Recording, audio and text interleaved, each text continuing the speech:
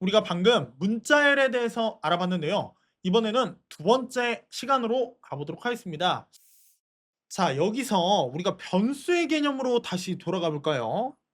변수는요, 어떤 값을 저장하기 위한 공간이라는 말씀을 많이 드렸는데요. 제가 이 화면에 있는 학생에다가 대입해 보도록 하겠습니다. 김민지라는 학생이 현재 화면에 보이고 있는데요. 이 김민지라는 학생 아닙니다. 실제 김민지 학생 아니고요. 제가 제미나이로 네, 이미지를 만들어 왔습니다. 자, 김민지라는 학생에게 명찰을 달아줬습니다. 이 명찰을 보면 이 학생이 김민지구나 라고 바로 알 수가 있는데요. 변수 이름을 넘이라고 부르는 것과 똑같습니다.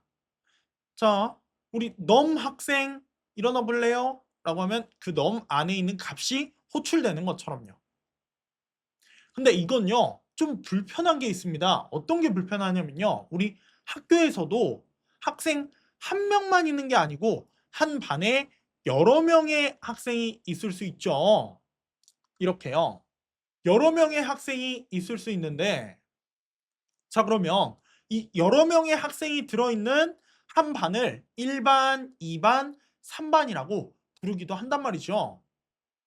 마찬가지로 데이터가 딱 하나만 어떤 변수에 들어가는 건 현실적이지 않고요. 데이터가 굉장히 여러 개 있을 수 있습니다. 이 여러 개의 데이터를 하나의 묶음처럼 부를 수도 있는데요. 이렇게 하나의 묶음처럼 부를 수 있는 거 변수의 개념보다는 조금 더 진화해야 합니다. 자, 이 진화한 개념 바로 리스트라고 하는 개념입니다. 리스트는요, 여러 개의 데이터를 저장하기 위해 만들어진 데이터 구조고요.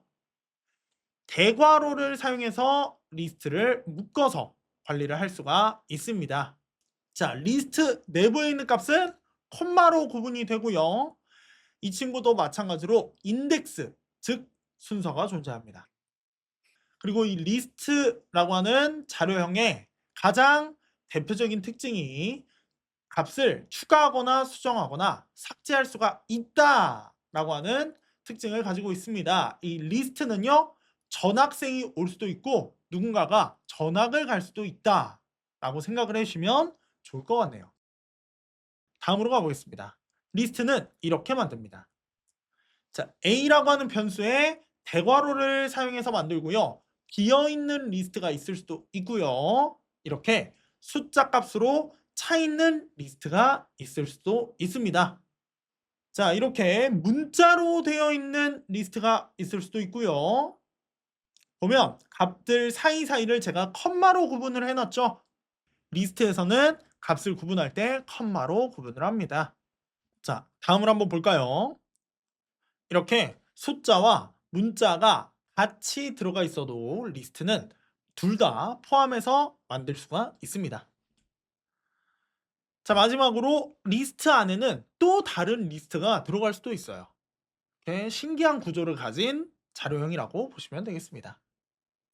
자, 이 리스트 자료형 같은 경우에는 다양한 데이터를 저장할 수 있고 추가, 수정, 삭제가 가능하기 때문에 실제로도 굉장히 많이 사용하는 파이썬 자료 구조 중에 하나입니다.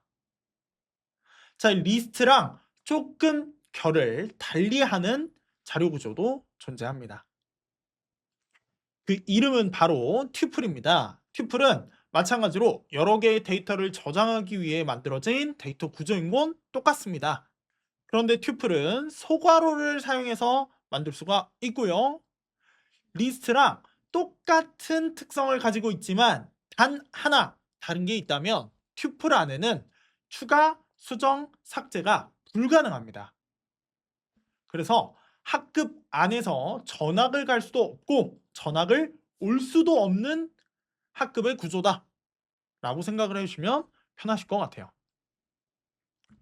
자, 튜플도 예시를 보겠습니다. 이렇게 비어있는 튜플 소괄호를 사용해서 만들 수가 있고요. 마찬가지로 숫자로 되어 있는 거, 문자로 되어 있는 거, 숫자와 문자가 합쳐져 있는 거, 그리고 튜플 안에 다른 튜플이 존재할 수도 있습니다. 자, 이렇게 리스트와 튜플 두 가지 자료 구조 알아봤는데요. 간단하게 차이점 짚어보면서 넘어가 보도록 하겠습니다. 리스트는 가변적이라는 특징을 가지고 있습니다. 가변적이다. 변할 수 있다라는 뜻입니다. 그래서 수정이 가능하고요. 튜플은 불변적입니다. 변할 수가 없다라는 특징을 가지고 있습니다. 리스트는 그래서 요소가 몇 개 들어갈지가 명확하지가 않는 경우에 보통 사용을 합니다. 예를 들면 리스트를 만들어 놓고 새로운 사람이 들어오거나 새로운 데이터가 들어올 수도 있는 가능성을 열어두는 거죠. 그렇지만 튜플 같은 경우에는 수정이 불가능하기 때문에 튜플을 사용할 때는 보통 내가 튜플을 만들어 놓고 이 튜플을 혹시라도 실수로 수정할 수 없도록 혹은 다른 사람이 이 튜플을 손댈 수 없도록 만들 때 보통 사용을 합니다. 그래서 리스트와 튜플 둘 다 많이 사용하는 자료 구조지만 상황에 맞게 여러분들이 사용하시면 된다 라고 하는 것만 기억하시면 되겠습니다.